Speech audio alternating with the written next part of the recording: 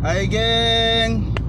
Okey geng, kita nak tanya hampa semua ni yang mana tengok ni bolehlah komen-komen di bawah. Kita nak tanya, sekarang ni kerajaan Barisan Nasional. Tau. Dan kita boleh tengok geng-geng Lokman Adam, geng-geng Barisan Nasional, UMNO, terutamanya UMNO.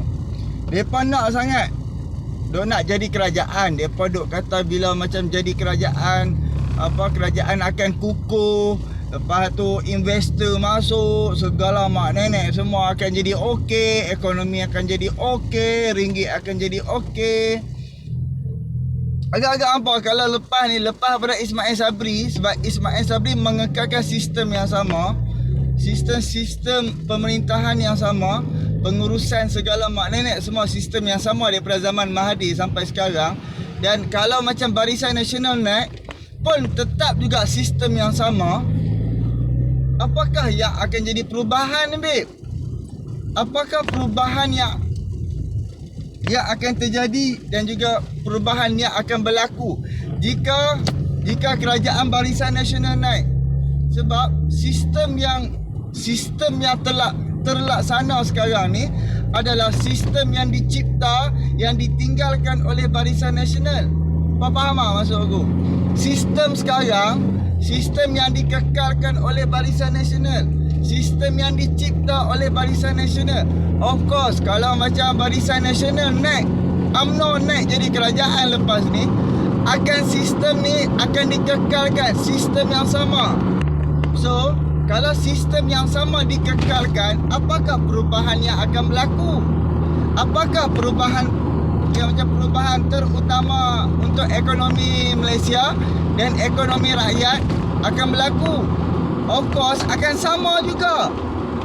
Sebab itulah yang Anwar Ibrahim, Pakatan Harapan, Parti Keadilan Rakyat, mereka menceritakan sistem sekarang kena tukar, sistem sekarang kena ubah, sistem sekarang tak boleh pakai. Sistem sekarang sistem yang membazir. Faham tak?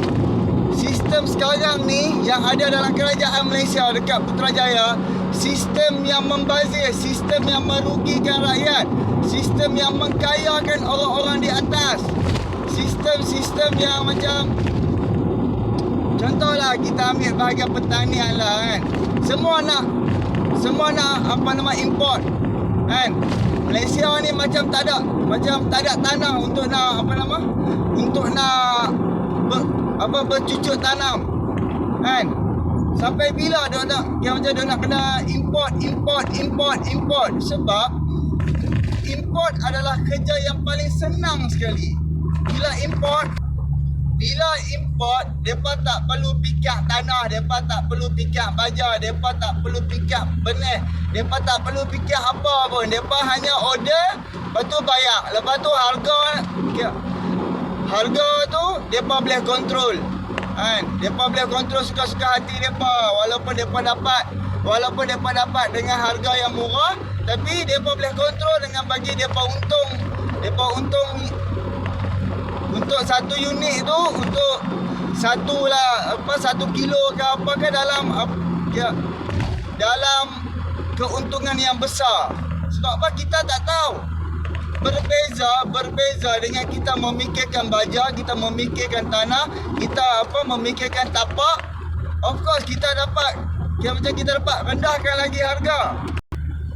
Satu lagi, dekat bumi Malaysia ni semua boleh tanam. Hanya macam beberapa, macam bukan semua kita tak boleh tanam. Banyakkan kita boleh tanam, kita boleh kurangkan import. Tapi sekarang ni kita pun macam segala keperluan macam makanan kita dah kena import daripada Thailand lah, Vietnam lah, segalanya macam-macam kita dah kena import. Jadinya bila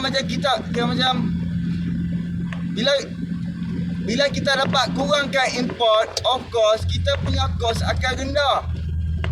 Dan juga bila kita dapat tanam, kita payah cakap lah, itulah orang kata sistem yang mengkayakan orang-orang di atas. Sampai bila? Aku nak tanya, sampai bila? Kita dah nak kena ikut sistem-sistem yang siapa yang dapat AP kan, siapa yang pergi masuk siapa yang pergi masuk untuk import export ni, kita boleh tengok depa bukan hidup depa bukan biasa-biasa babe. Hidup depa memang luar biasa. Kan? Sebab apa? Depa untung atas angin. Jadinya sebab tu orang kata sistem perlu ditukar. Sistem ni adalah sistem yang membazir, sistem yang merugikan rakyat. Sebab tu orang dah cakap daripada dulu lagi, sistem sekarang kalah sistem Yahudi. Sistem sekarang mengkayakan yang di atas, yang mensenangkan macam orang di atas. Sebab tu lah kita boleh tengok daripada zaman Mahathir ada kroni dia. Mahathir ada orang kepentingan dia. Lepas tu naik zaman Pak Lah pun ada kroni-kroni dia. Naik zaman Najib lah lagi banyak kroni dia. Naik lah zaman Tun Mahathir balik, dia kekalkan balik kroni-kroni dia. Sekarang ni sebab itulah Tun Mahathir masih ada lagi beberapa orang belakang dia. Sebab itulah kroni-kroni dia yang duk makan untung besar dengan macam di bawah pemerintahan Tun Mahathir dulu. Jadi kita boleh nilai, kita boleh fikir sendiri sampai bila kita dah nak kekalkan dengan sistem sekarang. Sistem sekarang hang sendiri fikir, hang ambil tahu, hang pergi baca banyak-banyak dekat dalam Google ada, hang pergi beli buku kan sistem ekonomi sekarang. Ekonomi bukan nak katalah macam orang nak kata sistem ekonomi sampah. Sistem ekonomi yang mensenangkan orang-orang di atas dan mensusahkan orang-orang di bawah. Orang-orang pengguna ni depa duk jadi macam depa jadi macam kambing lah kan. Bila macam tuan kambing sediakan dedak, bakal lari pergi serbu dedak tu. Sedangkan walaupun dedak tu hanya dapat 5-6 biji, yang penting dedak. Jadi kita boleh fikirlah dengan sistem sekarang. Sistem ni sistem yang dikekalkan oleh zaman Mahathir. Sistem yang dikekalkan oleh Barisan Nasional. Dan of course kalau macam Tun Mahathir naik balik ke Zahid Hamidi ke siapa-siapa yang akan naik, of course dia akan kekalkan sistem sekarang.